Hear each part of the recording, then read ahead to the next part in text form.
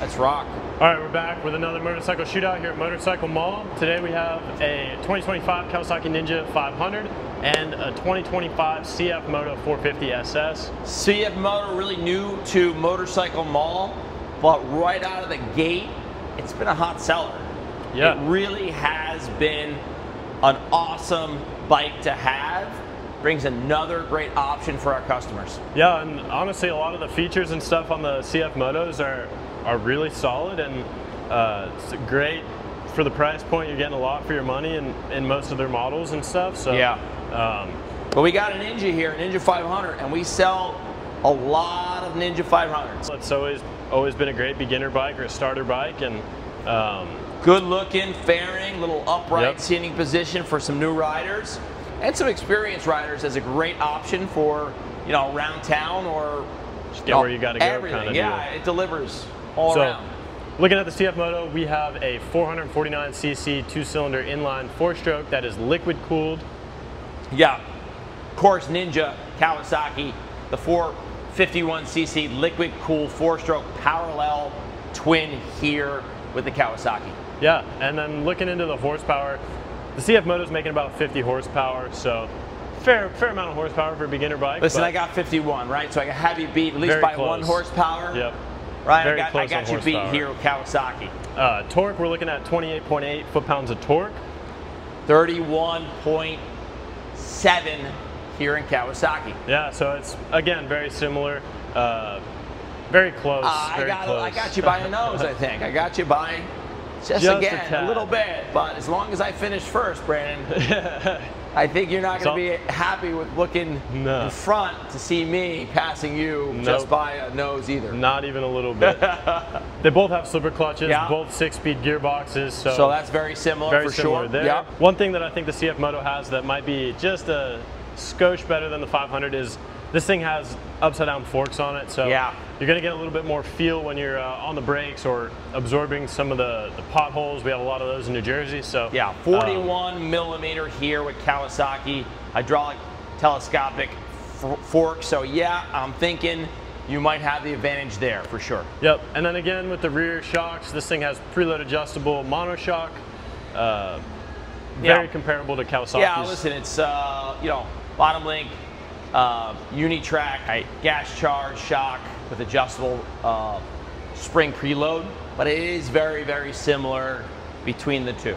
I don't think there's a huge difference. More of a budget-friendly shocks on these things. Yep. Overall, the suspension is made for a beginner. That's where the MSRP is, correct, right? So you're going to find that typically with that. Yeah, any beginner bike, the suspension is relatively similar. Looking at the brakes, moving on to the brakes. This thing has a Brembo M40 320 millimeter single disc. Yeah, it's got Brembos on it. How crazy is that? We got Brembo brakes on the CFMOTO with a 4-piston radial mount caliper, which is absolutely smashing the Kawasaki off the charts. Yeah, single 310 millimeter semi-floating disc with 2-piston calipers. Brembo. Yep, I think we got you in the front brakes department over here. The rear brake. Following distance. I just have to worry about my following distance, I guess. Don't get too close, because we'll be stopping a lot quicker than you. Yes, you will be. The rear brakes, very similar. We have a 220 millimeter single disc with a single piston floating caliper over here on the CFMOTO. Single, same thing, 220 millimeter disc. Single piston caliper here on the Kawasaki. Very comparable. Yeah. Very close. ABS? Both have ABS, so that's a bonus. Yes. Tied up there. We have tires now. So on the CFMOTO, we have a 110/70 R17 on the front. The rear, we have a 150/60 R17 on the back. Yeah. So looking at your bike, you have a 150/60 on the rear as well, and a 110/70 also on the front. So identical tire sizes anyways. The performance between these two tires is going to be very marginal.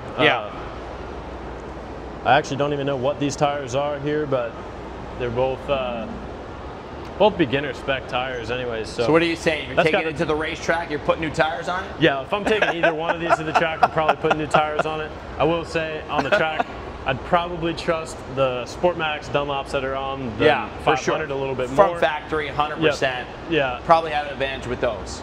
Yep. moving on to the wheelbase, we have a 53.8 wheelbase on the CFMOTO. Yeah, wheelbase here, of course, 54.1. So in theory, CFMOTO is going to be a little bit more nimble, a little bit more agile, throw it around a little easier on the racetrack. Probably you taking that to the track, especially with those wings up front. Yeah, we got some wings. Carbon fiber wings on there, baby. They're not actually carbon fiber, but they got the carbon fiber look to them. Faux fiber. Yeah, faux fiber on here. Hey, they look good though. You can make a joke, but styling, I think the CFMOTO's got it beat.